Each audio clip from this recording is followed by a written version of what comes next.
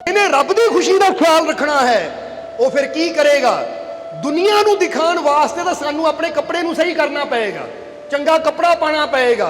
पर जे असीं रब नूं खुश करना है तो रब नूं खुश करने वास्ते सानू कपड़े दे नाल नाल अपनी करनी नूं भी, अपने कर्मां नूं भी, अपने किरदार नूं भी सही करना पएगा। क्योंकि पता है कि रब ने सिर्फ कपड़ा देख के खुश नहीं होना, उहदे नाल नाल उन्हें साडी करनी भी देखनी है, साडे अमाल भी देखने हैं कि साडी जुबान ते मिठास है या नहीं, या साडी करनी नाल किसी नूं कोई तकलीफ दुख पीड़ा तो नहीं हुंदी, रब ने यह भी देखना है। इसलिए जदों इंसान अपने रब की खुशी की खातर अमाल करता है, अमल करता है, तो फिर उसकी जिंदगी अपने आप ही सबर दी चली जाती है। सबर दी का मतलब समझ दो ना, फिर जीवन साफ सुथरा आनंदमय हुंदा चला जाता है। क्योंकि रब की खुशी नूं हासिल करन दी खातर जदों बंदा नेकियां करता है तो उहदियां कीतियां नेकियां उहदे जीवन नूं खुशियां नाल भरदियां चलियां जांदियां है। इसलिए इधर मेहर अली शाह की कहंदे कि सोने नाल नी पित्तल रलदी, कज्जल नाल नी कोले, ओ दुनिया नूं की खबर मुहम्मद फकर जिथे बोले। ये साईं मियां मुहम्मद जी का शब्द है कि दुनिया नूं की खबर फकीर किहड़े मुकाम ते जाके बोलदा है। क्योंकि फकीरां दे कहंदे ना संतां दे वचन कदी व्यर्थ नहीं जाते। और यही गल मेहर अली शाह भी कहंदे है कि गुनाहगार तो गुनाहगार इंसान भी जदों फकीरां दी सोबत विच आ जांदा है, उन्हां दे नज़दीक आ जांदा है, तो फिर उहनूं भी रब दीयां रहमतां बड़ी आसानी नाल मिल जांदियां। वो कहंदे देख लै जिद्दां पक्खा साडे वास्ते लगा सी, पर साडे नेड़े आण नाल तैनूं भी इहदा फायदा हो गया, तैनूं भी ठंडी हवा आ रही है, तेरी भी गर्मी दूर हो गई। इसी तरह रब दीयां रहमतां फकीरां ते हर वेले वरसदियां है, ओहदियां रहमतां फकीरां वास्ते उतरदियां है। और ਜਿਹੜੇ भी फकीरां दे दर ते आ जाते हैं, सोबत में आ जाते हैं, वो रहमतां उन्होंने प्राप्त हो जांदियां। तो उन्होंने भी जीवन दे विच जो दुखों की गर्मी है, परेशानियां की तपन है, वो सारी दूर हो जाती है और उन्होंने जीवन भी खुशियां की ठंडक आ जाती है। इसलिए जरा सोचो फकीरां दे नज़दीक आने का कितना फायदा है, फकीरां दे दर ते जाने का कितना फायदा है। और ये गल हमेशा याद रखना कि जदों भी इंसान गुरुआं रहबरां फकीरां दे दर ते विश्वास नाल आंदा है, यकीन दे नाल आंदा है, भरोसे नाल आंदा है, तां इह विश्वास, इह भरोसा, इह यकीन एक वो शक्ति है इहदे अंदर कि इह शक्ति नूं तां अज साइंटिस्ट भी मानदे हैं, विज्ञान भी मानदा, डॉक्टर भी मानदे हैं। जरा समझना सारिਆਂ ने। इसलिए इत्थे असीं एक डॉक्टर के जीवन बारे दस्सण जा रहे हैं। जरा ध्यान देने वाली गल है, क्योंकि फकीरां दी जिंदगी तो असीं समझदे ही हां कि उन्होंने किद्दां अपनी नज़र दे नाल या उहदी मालिक दी रहमत दे नाल इंसान दे दुखां नूं दूर कीता।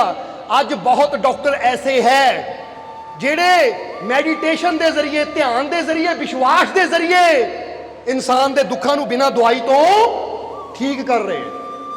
उन्होंने जो एक डॉक्टर है जिहदा नाम है जोए डिस्पेंजा, JOE डिस्पेंजा, यानी जो डिस्पेंजा भी कह सकते हो। डॉक्टर का नाम दस रहे हैं असीं, की नाम है देखिए, समझ आई कि नहीं तुहानूं?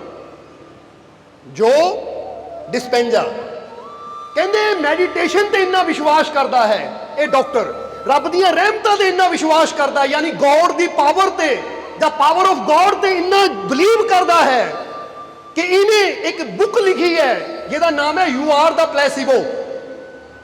किताब का नाम की है? You are the placebo.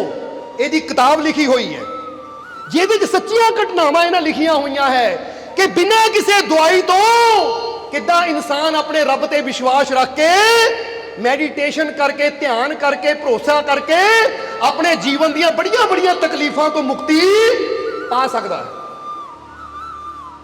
उस बुक दे विच इन्हें एक लड़की की स्टोरी लिखी है, एक लड़की की स्टोरी जिहदा नाम लॉरी है कि लॉरी 19 साल की सी, उन्होंने खेलन का, नचण का, टैनिस का बड़ा शौक सी, यानी दौड़न का, टैनिस खेलन का और नाच करन का बड़ा शौक सी। पर एक टाइम इदां दा आया कि लॉरी दे पूरे बॉडी में दर्दां रहन लग पईयां, यानी दौड़ना तो उहदी लत्तां दुखण लग जाणियां। हुण जदों 19 साल की लॉरी कहंदे इदां प्रॉब्लम आण लगी उहनूं तुरन फिरन विच, तां जाके उहने डॉक्टरां नूं चैक कराया। जदों उहदे टेस्ट होए ਤਾਂ ਡਾਕਟਰਾਂ ਨੇ ਦੱਸਿਆ ਕਿ ਇਹਨੂੰ ਇੱਕ ਬਹੁਤ ਖਤਰਨਾਕ ਬਿਮਾਰੀ ਹੈ, ਸ਼ਾਇਦ ਜਿਹਦਾ ਨਾਮ ਹੈ ਪੋਲੀਓ ਸਟੋਟਿਕ। ਜ਼ਰਾ ਗੌਰ ਕਰਨਾ, ਪੋਲੀਓ ਸਟੋਟਿਕ ਡਿਸਪੈਸੀਆ ਇਦਾਂ ਦੇ ਨਾਮ ਦੀ ਕੋਈ ਬਿਮਾਰੀ ਸੀ, ਜਿਹਦੇ 'ਚ ਕੀ ਹੁੰਦਾ ਹੈ ਕਿ ਇਨਸਾਨ ਦੀਆਂ ਹੱਡੀਆਂ 'ਚ ਸੂਜਨ ਆ ਜਾਂਦੀ ਹੈ, ਇਨਸਾਨ ਦੀਆਂ ਹੱਡੀਆਂ ਕਮਜ਼ੋਰ ਪੈ ਜਾਂਦੀਆਂ ਹੈ ਔਰ ਹੱਡੀਆਂ ਟੁੱਟਣ ਦੀ ਸ਼ਿਕਾਇਤ ਹੁੰਦੀ ਹੈ। ਯਾਨੀ ਹੱਡੀ ਕਮਜ਼ੋਰ ਪੈ ਜਾਂਦੀ ਹੈ ਤਾਂ ਮਾੜੀ ਜਿਹੀ ਗੱਲ ਤੇ ਹੱਡੀ ਟੁੱਟ ਸਕਦੀ ਹੈ। ਇੱਥੇ ਤੱਕ ਜੇ ਬੰਦਾ ਦੌੜੇ ਤੁਰੇ ਤਾਂ ਵੀ ਹੱਡੀ ਟੁੱਟ ਸਕਦੀ ਹੈ, ਯਾਨੀ ਇੰਨੀਆਂ ਕਮਜ਼ੋਰ ਹੱਡੀਆਂ ਪੈ ਜਾਂਦੀਆਂ ਹੈ। ਜਦੋਂ ਉਹਨੂੰ ਪਤਾ ਲੱਗਾ ਇਹ ਬਿਮਾਰੀ ਬਾਰੇ ਤਾਂ ਡਾਕਟਰਾਂ ਨੇ ਨਾਲ ਇਹ ਵੀ ਦੱਸਿਆ ਕਿ ਹਾਲੇ ਤੱਕ ਇਸ ਬਿਮਾਰੀ ਦਾ ਕੋਈ ਇਲਾਜ ਨਹੀਂ ਹੈ, ਇਹ ਲਾ ਇਲਾਜ ਬਿਮਾਰੀ ਹੈ। ਇਹ ਡਾਕਟਰ ਡਿਸਪੈਂਜਾ ਦੱਸ ਰਹੇ ਹੈ, ਕਿਉਂਕਿ ਉਹਨਾਂ ਨੇ ਫਿਰ ਇਸ ਲੜਕੀ ਨੂੰ ਠੀਕ ਕੀਤਾ ਕਿ ਇਹਦਾ ਕੋਈ ਇਲਾਜ ਨਹੀਂ ਹੈ। ਤਾਂ ਕਹਿੰਦੇ 19 ਸਾਲ ਦੀ ਲੌਰੀ, ਉਹ ਲੜਕੀ ਜਿਹਨੂੰ ਦੌੜਨ ਦਾ ਖੇਲਣ ਦਾ ਬੜਾ ਸ਼ੌਕ ਸੀ, ਜਦੋਂ ਡਾਕਟਰਾਂ ਨੇ ਕਿਹਾ ਇਹਦਾ ਕੋਈ ਇਲਾਜ ਨਹੀਂ ਹੈ ਤਾਂ ਤੁਸੀਂ ਬਹੁਤਾ ਦੌੜਨਾ ਵੀ ਨਹੀਂ ਬੇਟਾ, ਨਹੀਂ ਤਾਂ ਤੁਹਾਡੀਆਂ ਲੱਤਾਂ ਦੀ ਹੱਡੀ ਟੁੱਟ ਗਈ ਤਾਂ ਮੁੜ ਕੇ ਔਖਾ ਹੋ ਜਾਏਗਾ, ਕਿਉਂਕਿ ਜੁੜਨਾ ਤਾਂ ਫਿਰ ਅਸੰਭਵ ਹੀ ਹੈ। ਤਾਂ ਉਹ ਲੜਕੀ ਨੇ ਵੀਲ ਚੇਅਰ ਪਕੜ ਲਈ, ਇੰਨੀ ਡਿਪਰੈਸ਼ਨ ਦੇ ਵਿੱਚ ਉਹ ਚਲੀ ਗਈ। ਦੱਸਦੇ ਹੈ ਕਿ ਉਹਦੇ ਬਾਪ ਦੀ ਉਮਰ 72 ਸਾਲ ਸੀ, ਪਰ ਕੁਝ ਸਾਲਾਂ 'ਚ ਉਹ ਇੰਨੀ ਟੈਨਸ਼ਨ, ਇੰਨਾ ਡਰ, ਇੰਨੀ ਚਿੰਤਾ ਉਹਨੂੰ ਹੋ ਗਈ ਕਿ ਕੁਝ ਸਾਲਾਂ 'ਚ ਉਹ ਆਪਣੇ ਬਾਪ ਤੋਂ ਵੀ ਜ਼ਿਆਦਾ ਬਜ਼ੁਰਗ ਨਜ਼ਰ ਆਣੀ ਸ਼ੁਰੂ ਹੋ ਗਈ। ਜਰਾ ਗੌਰ ਕਰਨਾ, 19 ਸਾਲ ਤੋਂ ਉਹ ਹੁਣ ਵੀਲ ਚੇਅਰ ਤੇ ਹੈ। ਕਰਦਿਆਂ ਜਦੋਂ ਉਹਦੀ ਉਮਰ 40 ਸਾਲ ਦੀ ਹੋਈ, 40 ਸਾਲ ਦੀ ਉਮਰ ਹੋਈ ਤਾਂ ਕਿੰਨੇ ਸਾਲ ਤਕਲੀਫ ਲਈ? 21 ਸਾਲ, ਕਿਉਂਕਿ 19 'ਚ ਪਤਾ ਲੱਗਾ 19 ਸਾਲ ਦੀ ਉਮਰ 'ਚ, ਔਰ 40 ਸਾਲ ਦੀ ਉਮਰ 'ਚ ਉਹਦੀ ਮੁਲਾਕਾਤ ਹੋਈ ਡਾਕਟਰ ਜੋ ਡਿਸਪੈਂਜ਼ਾ ਨਾਲ, ਜਦੋਂ 40 ਸਾਲ ਦੀ ਸੀ। ਔਰ ਜਦੋਂ ਉਹਦੀ ਕਲਾਸ ਵਿੱਚ ਗਈ, ਮੈਡੀਟੇਸ਼ਨ ਦੀ ਕਲਾਸ, ਤਾਂ ਉਸ ਵੇਲੇ ਜੋ ਡਿਸਪੈਂਜ਼ਾ ਨੇ ਦੱਸਿਆ ਕਿ ਤੂੰ ਅੱਜ ਤੱਕ ਇਹ ਆਪਣੇ ਮਨ 'ਚ ਬਿਠਾਇਆ ਕਿ ਇਹਦਾ ਕੋਈ ਇਲਾਜ ਨਹੀਂ ਹੈ, ਪਰ ਉਹਨਾਂ ਨੇ ਦੱਸਿਆ ਕਿ ਹਰ ਬਿਮਾਰੀ ਦਾ ਇਲਾਜ ਹੁੰਦਾ ਹੈ, ਕਿਉਂਕਿ ਕੋਈ ਬਿਮਾਰੀ ਐਸੀ ਨਹੀਂ ਹੈ ਜਿਹਦਾ ਇਲਾਜ ਨਾ ਹੋਵੇ। ਤਾਂ ਉਹਨੇ ਕਿਹਾ ਜੀ ਮੈਡੀਕਲ ਸਾਇੰਸ ਕਹਿੰਦੀ ਕੋਈ ਇਲਾਜ ਨਹੀਂ ਹੈ, ਤਾਂ ਹੁਣ ਡਾਕਟਰ ਡਿਸਪੈਂਜ਼ਾ ਕੀ ਕਹਿੰਦੇ ਹੈ? ਮੈਡੀਕਲ ਸਾਇੰਸ ਕੋਲ ਕੋਈ ਇਲਾਜ ਨਹੀਂ ਹੈ, ਪਰ ਜਿਸਨੇ ਸਾਨੂੰ ਪੈਦਾ ਕੀਤਾ ਉਹਦੇ ਕੋਲ ਹਰ ਬਿਮਾਰੀ ਦਾ ਇਲਾਜ ਹੈ। ਇਹ ਘਟਨਾ ਤੁਹਾਨੂੰ ਕਿਉਂ ਦੱਸ ਰਹੇ? ਤੁਸੀਂ ਕਹਿੰਦੇ ਸੰਤਾਂ ਮਹਾਂਪੁਰਸ਼ਾਂ ਦੀਆਂ ਗੱਲਾਂ ਤਾਂ ਬਹੁਤ ਪੁਰਾਣੀਆਂ ਹੈ, ਅੱਜ ਵਿਗਿਆਨ ਮੰਨਦਾ ਕਿ ਨਹੀਂ ਇਹ ਚੀਜ਼ ਨੂੰ? ਤਾਂ ਹੁਣ ਤਾਂ ਹੀ ਦੱਸ ਰਹੇ ਹਾਂ ਅਸੀਂ, ਕਿਉਂਕਿ ਸਾਡੀ ਕੋਸ਼ਿਸ਼ ਹੁੰਦੀ ਹੈ ਕਿ ਵਿਸ਼ਵਾਸ ਨੂੰ ਇਦਾਂ ਤੁਹਾਡੇ ਅੰਦਰ ਭਰ ਦਈਏ ਕਿ ਤੁਹਾਡੇ ਜੀਵਨ 'ਚ ਕੋਈ ਬਿਮਾਰੀ, ਕੋਈ ਤਕਲੀਫ, ਕੋਈ ਦੁੱਖ ਆਵੇ, ਚਾਹੇ ਡਾਕਟਰ ਕਹਿਣ ਇਹਦਾ ਇਲਾਜ ਹੈ ਨਹੀਂ, ਤਾਂ ਵੀ ਤੁਸੀਂ ਡਰੋ ਨਾ, ਚਿੰਤਾ ਨਾ ਕਰੋ, ਬਲਕਿ ਡਾਕਟਰਾਂ ਨੂੰ ਇਹ ਗੱਲ ਕਹਿ ਦਿਓ ਕਿ ਠੀਕ ਹੈ ਤੁਹਾਡੇ ਕੋਲ ਇਹਦਾ ਇਲਾਜ ਨਹੀਂ ਹੋਏਗਾ, ਪਰ ਮੇਰੇ ਮਾਲਿਕ ਕੋਲ ਹਰ ਬਿਮਾਰੀ ਦਾ ਇਲਾਜ ਹੈ। ਮੈਂ ਕਿਉਂ ਡਰਾਂ, ਕਿਉਂ ਚਿੰਤਾ ਕਰਾਂ ਮੈਂ? ਤਾਂ ਕਿਹਾ ਜਾਂਦਾ ਹੈ ਕਿ ਲੌਰੀ ਨੇ ਜਦੋਂ ਡਾਕਟਰ ਡਿਸਪੈਂਜ਼ਾ ਦੇ ਨਾਲ ਉਹਦੀ ਮੈਡੀਟੇਸ਼ਨ ਦੀ ਕਲਾਸ ਲਈ ਔਰ ਉਹਦੇ ਗੱਲਾਂ ਸੁਣੀਆਂ, ਔਰ ਉਹਨੂੰ ਵੀ ਵਿਸ਼ਵਾਸ ਹੋਇਆ ਕਿ ਵਾਕਿਆ ਹੀ ਇਹ ਡਾਕਟਰਾਂ ਤੋਂ ਵੀ ਉੱਪਰ ਕੋਈ ਤਾਕਤ ਹੈ ਜਾਂ ਨਹੀਂ? ਜਵਾਬ ਦਿਓ, ਕਿਹਨੂੰ ਲੱਗਦਾ ਹੈ ਕਿ ਡਾਕਟਰਾਂ ਤੋਂ ਵੀ ਉੱਪਰ ਕੋਈ ਤਾਕਤ ਹੈ? ਔਰ ਉਹ ਤਾਕਤ ਨੂੰ ਹੀ ਵਾਹਿਗੁਰੂ, ਅੱਲਾ, ਰਾਮ, ਈਸ਼ਵਰ, ਭਗਵਾਨ ਕਿਹਾ ਜਾਂਦਾ ਹੈ, ਮਾਲਿਕ ਕਿਹਾ ਜਾਂਦਾ ਹੈ, ਕਿਉਂਕਿ ਡਾਕਟਰ ਵੀ ਤਾਂ ਉਹਨੇ ਬਣਾਏ ਹੈ। ਤਾਂ ਹੀ ਤਾਂ ਕਿਹਾ ਜਾਂਦਾ ਕਿ ਸਾਇੰਟਿਸਟ ਉਹਨੇ ਬਣਾਏ ਹੈ, ਡਾਕਟਰ ਉਹਨੇ ਬਣਾਏ ਹੈ। ਤਾਂ ਹੁਣ ਜਿਨ੍ਹਾਂ ਨੇ, ਜਿਸ ਸ਼ਕਤੀ ਨੇ ਇਹਨਾਂ ਨੂੰ ਬਣਾਇਆ ਹੈ, ਇਹਨਾਂ ਅੰਦਰ ਇਹ ਗਿਆਨ ਭਰਿਆ, ਤਾਂ ਜ਼ਰਾ ਸੋਚੋ ਆਪ ਕਿੱਡਾ ਗਿਆਨ ਦਾ ਭੰਡਾਰ ਹੋਏਗਾ। ਇਸ ਲਈ ਇਹ ਘਟਨਾ 'ਚ ਦੱਸਿਆ ਡਾਕਟਰ ਡਿਸਪੈਂਜ਼ਾ ਨੇ ਕਿ ਮੇਰੀਆਂ ਗੱਲਾਂ ਸੁਣ ਕੇ ਮੈਡੀਟੇਸ਼ਨ ਦੇ ਜ਼ਰੀਏ, ਉਹ ਗੋਡ ਤੇ ਵਿਸ਼ਵਾਸ ਦੇ ਬਲੀਫ ਦੇ ਜ਼ਰੀਏ, ਉਹ ਲੌਰੀ ਜਿਹੜੀ ਪਿਛਲੇ 21 ਸਾਲਾਂ ਤੋਂ ਵੀਲ ਚੇਅਰ ਤੇ ਸੀ, ਆਪਣੇ 72 ਸਾਲ ਦੇ ਬਾਪ ਨਾਲੋਂ ਵੀ ਜ਼ਿਆਦਾ ਬੁਰੀ ਲੱਗਦੀ ਸੀ, 4 ਸਾਲਾਂ ਦੇ ਅੰਦਰ ਹੀ ਉਹ ਆਪਣੇ ਪੈਰਾਂ ਤੇ ਖੜ ਗਈ ਔਰ ਉਹਦੀ ਬਿਮਾਰੀ ਜੜ ਤੋਂ ਖਤਮ ਹੋ ਗਈ, ਜੜ ਤੋਂ ਖਤਮ ਹੋ ਗਈ। ਔਰ ਇਹ ਕੋਈ ਕਹਾਣੀ ਨਹੀਂ ਹੈ, ਉਹਨੇ ਆਪਣੀ ਬੁੱਕ 'ਚ ਲਿਖੀ ਹੈ ਕਿ ਜੇ 21 ਸਾਲ ਉਹ ਬਿਮਾਰੀ ਨਾਲ ਪੀੜਿਤ ਰਹਿ ਕੇ 4 ਸਾਲਾਂ 'ਚ ਬਲੀਵ ਦੇ ਜ਼ਰੀਏ, ਯਕੀਨ ਦੇ ਜ਼ਰੀਏ, ਮੈਡੀਟੇਸ਼ਨ ਦੇ ਜ਼ਰੀਏ, ਜਿਹਨੂੰ ਅਸੀਂ ਧਿਆਨ ਕਹਿੰਦੇ ਆ, ਧਿਆਨ ਦੇ ਜ਼ਰੀਏ ਆਪਣੀ ਸੋਚ ਨੂੰ ਇੰਨਾ ਪੋਜ਼ਿਟਿਵ ਕਰ ਲਿਆ ਕਿ ਮੇਰਾ ਗੋਡ, ਮੇਰਾ ਮਾਲਿਕ, ਮੇਰਾ ਪ੍ਰਮਾਤਮਾ ਜਿਸ ਨੇ ਮੈਨੂੰ ਪੈਦਾ ਕੀਤਾ ਹੈ, ਉਹ ਮੇਰੀ ਹਰ ਬਿਮਾਰੀ ਦਾ ਇਲਾਜ ਕਰ ਸਕਦਾ ਹੈ, ਮੈਨੂੰ ਠੀਕ ਕਰ ਸਕਦਾ ਹੈ। ਇੰਨਾ ਵਿਸ਼ਵਾਸ ਕਰਨ ਦੇ ਨਾਲ ਔਰ ਬਾਰ-ਬਾਰ ਇਹ ਸੋਚ ਆਪਣੇ ਅੰਦਰ ਚਲਾਉਣ ਦੇ ਨਾਲ 4 ਸਾਲਾਂ 'ਚ ਉਹਦੀ ਬਿਮਾਰੀ ਜੜ ਤੋਂ ਖਤਮ ਹੋ ਗਈ। ਜਿਹਦਾ ਇਲਾਜ ਮੈਡੀਕਲ ਸਾਇੰਸ ਕੋਲ ਹੈ ਨਹੀਂ ਸੀ, ਉਹਦਾ ਇਲਾਜ ਮੈਡੀਟੇਸ਼ਨ ਦੇ ਨਾਲ ਹੋ ਗਿਆ, ਧਿਆਨ ਦੇ ਨਾਲ ਹੋ ਗਿਆ, ਰੱਬ ਦੇ ਵਿਸ਼ਵਾਸ ਨਾਲ ਹੋ ਗਿਆ। ਇਸ ਲਈ ਜੇ ਤੁਹਾਡੇ ਜੀਵਨ 'ਚ ਵੀ ਕੋਈ ਬਿਮਾਰੀ ਹੈ ਨਾ, ਤਾਂ ਦਵਾਈਆਂ ਦੇ ਸਿਰ ਤੇ ਘੱਟ ਰਹੋ, ਪਰ ਆਪਣੇ ਮਾਲਿਕ ਦੀ ਰਹਿਮਤ ਤੇ ਜ਼ਿਆਦਾ ਭਰੋਸਾ ਰੱਖੋ, ਯਕੀਨ ਜ਼ਿਆਦਾ ਰੱਖੋ। ਕਿਉਂਕਿ ਜਿਹੜੇ ਆਪਣੇ ਰੱਬ ਤੇ ਭਰੋਸਾ ਰੱਖਣ ਵਾਲੇ ਹੈ, ਉਹ ਇਨਸਾਨ ਜੇ ਉਹਨਾਂ ਦੇ ਜੀਵਨ 'ਚ ਬਿਮਾਰੀ ਆਂਦੀ ਵੀ ਨਾ, ਡਰਦੇ ਨਹੀਂ ਹੈ, ਘਬਰਾਉਂਦੇ ਨਹੀਂ ਹੈ, ਕਿਉਂਕਿ ਉਹਨਾਂ ਨੂੰ ਪਤਾ ਹੈ ਕਿ ਜੇ ਆਈ ਹੈ ਤਾਂ ਦੂਰ ਵੀ ਹੋ ਜਾਏਗੀ। ਕਿਉਂਕਿ ਮੇਰਾ ਮਾਲਿਕ ਮੇਰੇ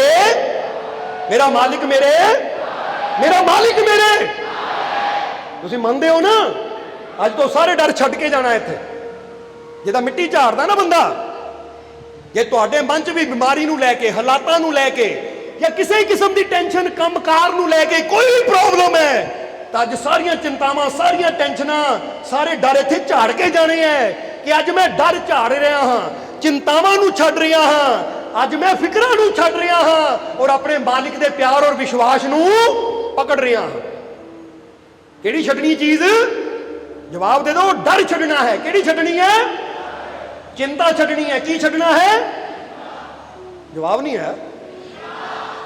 हाँ, चिंता छड़नी है, डर छड़ना है और पकड़ना की है? विश्वास और अपने मालिक का प्यार कि मेरा मालिक मेरे।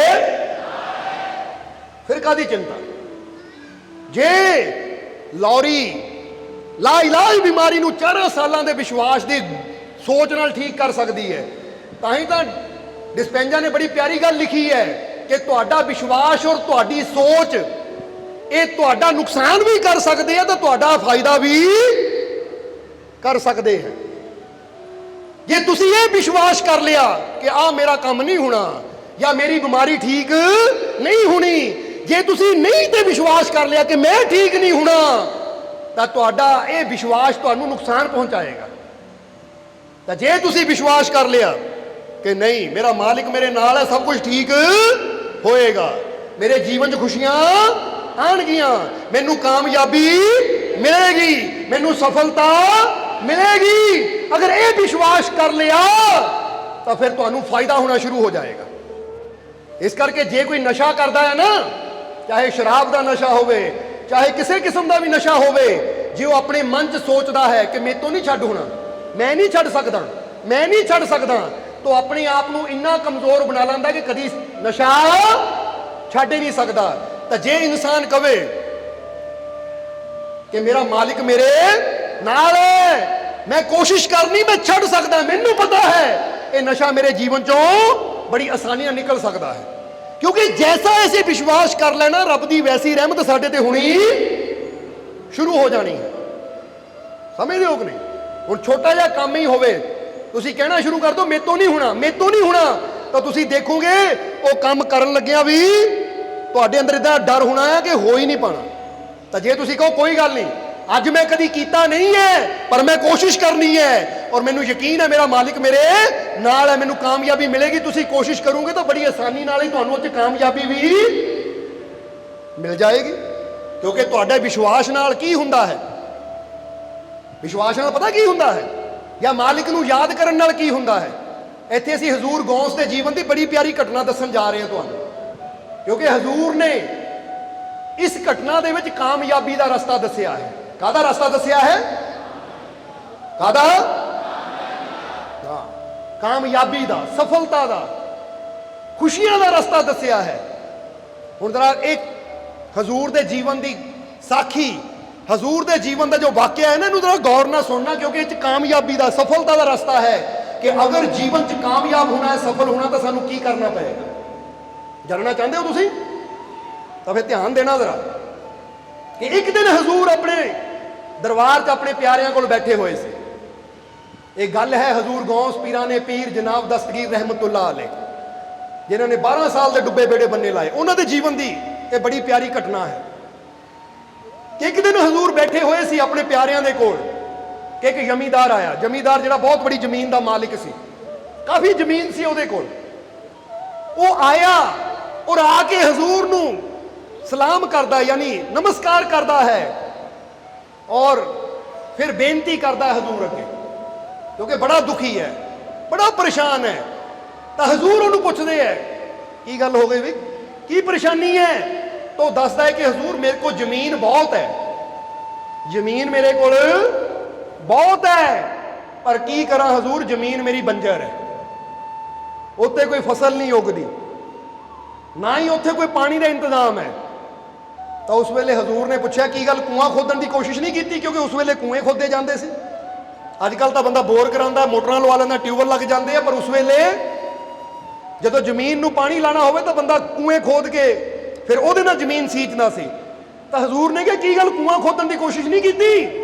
तो उस वेले उन्हें दसिया, कहता हजूर कई बार कोशिश की है, पर सारिया कोशिशां बेकार, क्योंकि जिन्नी मर्जी गहराई तक पहुंचो पानी आंदा ही नहीं, थले पत्थर ही पत्थर, इन्नी सख्त जमीन है, थले पत्थर ही पत्थर है, पानी आंदा ही नहीं है। हजूर मुस्कुराए, कहते अच्छा चल, जे हुण गौस के दर ते आया तो हुण तैनूं खाली नहीं मोड़ना, क्योंकि गौस का दर है जिथे जो आंदा है वो खुशियां नाल झोली भर के जाता है। जरा हुण गल सुनी, हजूर ने की किया, जो आंदा है खुशियां नाल झोली भर के जाता है। हुण तुसीं भी आए हो ना हजूर के दर ते, तो हुण तुसीं भी खुशियां नाल झोली भर के ही जाना है, क्योंकि फकीरां दे वचन है।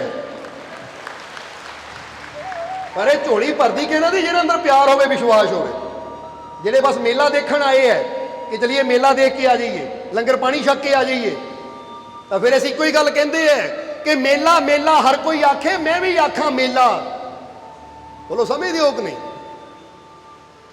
ये गल बड़ी प्यारी है, ये भी मियाँ मुहम्मद बख्शी ने किया कि भाई मेला मेला तो सारे ही कहते हैं कि मैं मेला देखण चला हाँ, मैं मेले में आया हाँ, तो कहते मेला मेला हर कोई आखे, पर वो कादा फिर मेला जिस मेले विच यार ना मिलिया, जाना पड़ेगा अकेला।